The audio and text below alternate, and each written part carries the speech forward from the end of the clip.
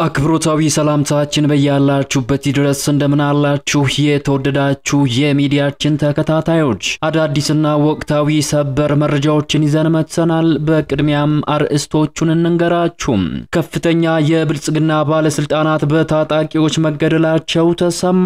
ለስራ ጉዳይ በተሽከርካሪ ሲጓዙ የነበሩ የብልጽግና ከፍተኛ ባለስልጣናትና አጃቢዎቻቸው ላይ በተፈጸመው ድንገተኛ ጥቃት ባለስልጣናት ህይወታቸው ማለፉ ተሰምቷል። ለ4 ኪሎ መንግስት ቅርበት ያላቸው ባለስልጣን ላይ የደረሰው ጥቃት አስደንጋጭና ያልተጠበቀ መሆኑ ተገልጿል። በታጣቂዎች ጥቃት የተፈጸመባቸው ባለስልጣናት እነማን ናቸው የሚለውን በዘገባችን በዝርዝር ታደምጡታላችሁ። በሌላኛው ሰበር መረጃችን ደግሞ የተፈራው ሆኗል።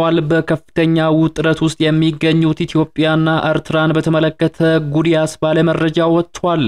ለወራት በፖለቲካ ውጥረትና የቃላት ጦርነት ውስጥ የከረሙ ኢትዮጵያና ኤርትራ ወደ ለየለት ፍልሚያ ውስጥም ገብተዋል።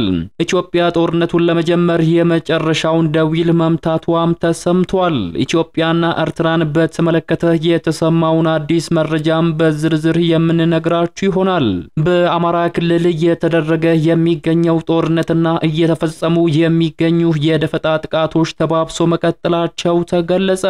በክልሉ በተለያዩ ግንባሮች ውጊያዎች እየተደረጉ መሆናቸውን ከአካባቢው የሚወጡ መረጃዎች ማመላክተዋል። ውጊያ እየተደረገባቸው ከሚገኙ አካባቢዎች መካከል የጋሸና ግንባር ተጠቃሽ ሲሆን በጋሸና አካባቢ ከፍተኛ ውጥረት መፈጠሩም ተሰምቷል። ከተማዋን በድሮን መከበቧን በተመለከተ የተሰማው መረጃ ማነጋጋሪ ሆኗል። ሌላኛው በዝርዝር የምንመለከተው መረጃችን ነው።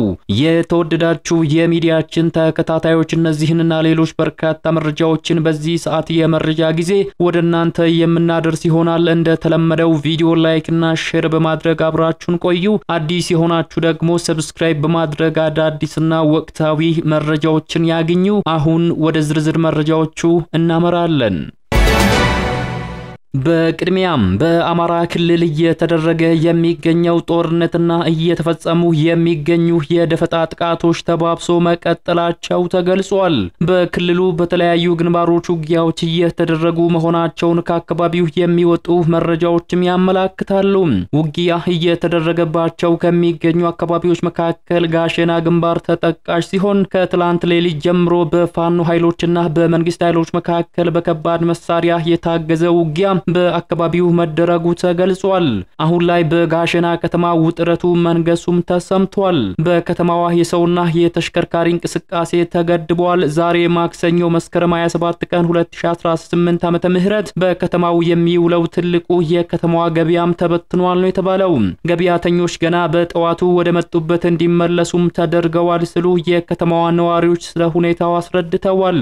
በከተማዋ ጥምጥማት ቻይና ካምፕና መብራት ኃይል ተብለው በሚጠሩ አካባቢዎች ሰፍሮ የሚገኘው በሰሜን ምስራቅ እዝ የ803ኛ ኮር ሰራዊትና ከቀናት በፊት በሹምሹሃ አየር ማረፊያ የተራገፉ ኮማንዶዎች በከተማዋ ዙሪያ የሚገኙ ገጠራማ መንደሮች ላይ የሚገኙ ፋኖች ላይ በከባድ መሳሪያ የታገዘ ድብደባ መፈጸማቸው ተነግሯል። በተለይ መብራት ኃይልና ጥምጥማት የሚገኙ ካምፖች ላይ የተጠመደው ጀነራል የተባሉ መድፎች ከጋሸና ከተማ ወደ ኢስቴሽንና ወልዲያ መውጫ ላይ ያሉ አካባቢዎች ላይ በተከታታይ የመድፍ ድብደባ እየተፈጸመ እንደሆነም ከአካባቢው ነዋሪዎች ለማረጋገጥም ተችሏል። ማክሰኞ ከረፋዱ ጀምሮ ዳግም በከተማዋና በዙሪያዋ ባሉ አካባቢዎች የድሮን ቅኝት መደረጉ ነዋሪዎች የገለጹ ሲሆን ከጋሸና ከተማ ጀምሮ ቦያ ሚካኤል፣ ሻሪያ ገነት፣ ሐሙሲት የጋዞ ወረዳ መቀመጫ በሆነችው ስቴሽ ከተማ ድረስ ድሮኖች ሰማይ ላይ ሲንዣበቡ መዋላቸውም ተነግሯል። በተያያዘ መረጃ በአማራ ክልል 2445 ትምህርት ቤቶች እስካሁን ዝግ መሆናቸው ተገለጸ። በአማራ ክልል ከሚገኙ 11069 ትምህርት ቤቶች ውስጥ የተማሪዎች ምዝገባ ያከናወኑት 8624 ያህሉ ብቻ መሆናቸው ተገልጿል። 2445 ያህሉ ምንም አይነት የተማሪዎች ምዝገባን እንዳላከናወኑም ተጠቁሟል። የክልሉ ትምህርት ቢሮ የክልሉን ወቅታዊ ሁኔታን በማስመልከት በአዲስ አበባ ባዘጋጀው ውይይት ላይ የክልሉ ኮሙኒኬሽን ቢሮ ኃላፊ ዶክተር መንገሻ ፈንታው እንደተናገሩት እስከ መስከረም 22 2018 ድረስ በክልሉ በሚገኙ ትምህርት ቤቶች ውስጥ መመዝገብ ከነበረባቸው 7.4 ሚሊዮን ተማሪዎች ውስጥ 3.9 ሚሊዮን የሚሆኑት ምዝገባን አለማካሄዳቸውንም ጠቁመዋል። የሰሜኑን ጦርነት ጨምሮ በክልሉ እየተካሄደ ባለው ግጭት 6154 ትምህርት ቤቶች መፍረሳቸውንና ከነዚህም ውስጥ 1980 የሚሆኑት የፈረሱት በአሁኑ ወቅት በክልሉ እየተካሄዱ ባሉ ግጭቶች ምክንያት መሆኑን በመግለጽ የትምህርት ዘርፉን እንደመያዣ በመጠቀም የራሱን ፍላጎት እያስፈጸመ ያለን አካል የሃይማኖት አባቶች ሊያስቆሙት ይገባል ሲሉም ማሳሰባቸውን ሪፖርተር ጋዜጣ ዘግቧል። ወደ ሌላኛው ሰበር መረጃችን ስናመራ ደግሞ በከፍተኛ ውጥረት ውስጥ የሚገኙት ኢትዮጵያና ኤርትራን በተመለከተ ጉድ ያስባለ መረጃ ወጥቷል። ለወራት በፖለቲካ ውጥረትና የቃላት ጦርነት ውስጥ የከረሙት ኢትዮጵያና ኤርትራ ወደ ለየለት ፍልሚያ ውስጥ ሊገቡ ከጫፍ ደርሰዋል።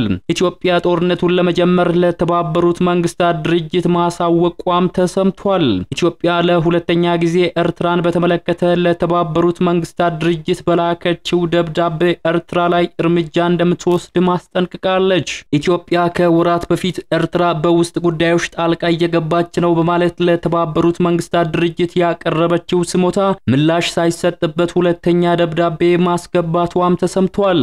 የኢትዮጵያ የውጭ ጉዳይ ሚኒስትር በኤርትራ ላይ በውስጥ ጉዳይ ጣልቃ እየገባች ነው የሚል ክስ ለሁለተኛ ጊዜ በደብዳቤ ማቅረቡን ለመንግስት ቅርበት ያለው ሆርን ሪቪው ዘግቧል።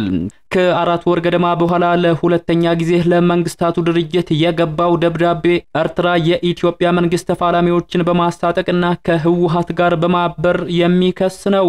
ለተባበሩት መንግስታት የተላከው ደብዳቤ ኤርትራ ታጣቂዎችን በማስታጠቅ ኢትዮጵያን በማተራመስ ላይ ተጠምዳለች በማለትም ይከሳል። ይሁን እንጂ ኤርትራ የትኞቹን የታጠቁ ኃይሎች እንደምታስታጥቅ ደብዳቤው ላይ በስም ጠቅሶ ያቀረበው ዝርዝር መረጃ ግን የለም።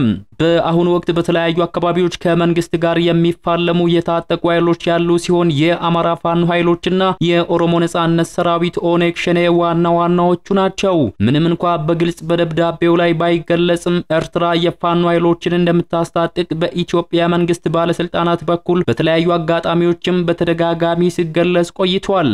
የክስ ደብዳቤው ኤርትራ የፕሪቶሪያውን የሰላም ስምምነት ለማፍረስ ከህወሓት ጋር በአጋርነት እየተንቀሳቀሰች መሆኗንም ይገልጻል። ኤርትራ ከህወሓት ጋር የጀመረችውን ግንኙነት ስምምነቱን ከማፍረስ ባሻገር የኢትዮጵያ ሉዓላዊነት እየጣሰ የዘለቀ መሆኑንም በደብዳቤው ላይ ተመላክቷል። ኤርትራ ከዚህ ቀደም ኢትዮጵያ ለመንግስታቱ ድርጅት ባስገባችው ደብዳቤ ለቀረበባት ክስ በሰጠችው ክስ በኢትዮጵያ የውስጥ ግጭት እጄ የለበትም ማለቷም የሚታወስ ነው። ኤርትራ ታጣቂ ኃይሎችን በማስታጠቅም ይሁን የፕሪቶሪያውን የሰላም ስምምነት በማስተጓጎል ምንም አይነት ሚና እንደሌላት በማስታወቂያ ሚኒስትሯ አቶ የማነ ገብረመስቀል በኩልም ገልጻ ነበር። ኢትዮጵያ ለሁለተኛ ጊዜ ለመንግስታቱ ድርጅት ባቀረበችው ደብዳቤ ኤርትራ እያደረገች ነው የተባለውን ጣልቃ ገብነት በሉዓላዊነት ላይ የተቃጣ አደጋ ነው ብላለች። መንግስት የሀገሪቱን ሉዓላዊነት ለማስጠበቅና በውስጥ ጉዳዮች የውጭ ጣልቃ ገብነቶችን ለመመከት ህጋዊና አግባብነት ያላቸውን እርምጃዎችን ለመውሰድ እንደሚገደድም ጠቁመዋል። ምንም እንኳን ኤርትራ በኢትዮጵያ የውስጥ ግጭቶች እጅ የለበትም ብትልም በተለይም ከህወሓት ጋር የጀመረችው ግንኙነት በተናጠል ድንበር እስከ መክፈት የዘለቀው ነው ታይቷል። የህወሓትና ኤርትራ መንግስት የሚዲያና የፕሮፓጋንዳ ሰዎችም የጀመረው ጽምዶ የተሰኘው ግንኙነት በህዝብ ለህዝብ ግንኙነት ሽፋን እየተሳለጠ መሆኑን ይናገራሉ። በዚሁ የህዝብ ለህዝብ ግንኙነት በተባለው ጽምዶ ወይንም ጥምረት የኢትዮ ኤርትራን ድንበር መክፈቱ የኢትዮጵያ ሉዓላዊነት እስከ መጣስ የዘለቀ ነው። ይህን ግንኙነት ከፍ ወዳለ ደረጃ ለማሳደግ ህወሓት ከኤርትራ ጋር በጋራ የመሰለፍ ጥሪን ከሰሞኑ ባወጣው የአቋም መግለጫም ጥሪ አቅርበዋል። ከፋኖ ታጣቂዎችም ጋር በይፋ የወጣ ማረጋገጫ ባይኖርም ኤርትራ ከጀርባ ድጋፍ ታደርጋለች የሚሉ መረጃዎች በተደጋጋሚ ሲወጡ ቆይቷል። ከፍተኛ የብልጽግና ባለስልጣናት በታጣቂዎች መገደላቸው ተሰማም። ለስራ ጉዳይ በተሽከርካሪ ሲጓዙ የነበሩ የብልጽግና ፓርቲ ከፍተኛ ባለስልጣንና አጃቢዎቻቸው ላይ በተፈጸመው ድንገተኛ ጥቃት ባለስልጣኑን ጨምሮ አጃቢዎች ህይወታቸው ማለፋቸው ተሰምቷል። ለ4 ኪሎ መንግስት ቅርበት ያላቸው ባለስልጣን ላይ የደረሰው ጥቃት አስደንጋጭና ያልተጠበቀ መሆኑም ተገልጿል። በታጣቂዎች የተገደሉት የኦሮሚያ ክልል የብልጽግና ፓርቲ ባለስልጣናት ናቸው።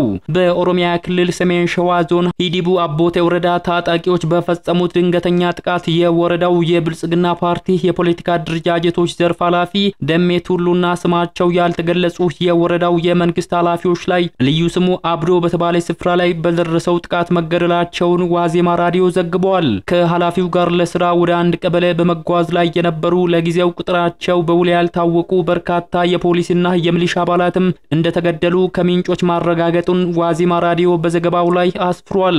ከትላንት ሌሊት ጀምሮ የኦሮሞ ነጻነት ሰራዊትና የመንግስት ኃይሎች በወረዳው ገጠራማ አካባቢዎች ከፍተኛ የተኩስ ልውውጥ ሲያደርጉ እንደነበረም ተገልጿል። ከወራት በፊት በሱሉልታ አቅራቢያ አንድ የኦሮሚያ ብልጽግና አባል በታጣቂዎች መገደላቸውም የሚታወስ ነው።